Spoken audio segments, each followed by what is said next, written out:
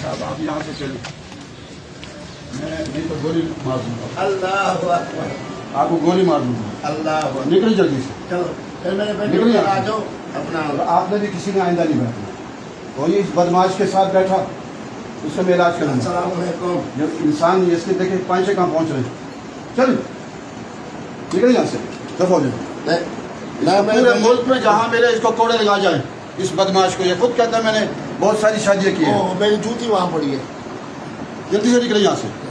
और आप लोग इनके साथ क्यों बैठे, इस बदमाश के साथ जो कहता है मैं बहुत सारी शादी करता हूँ, नया दीन बनाया इसने।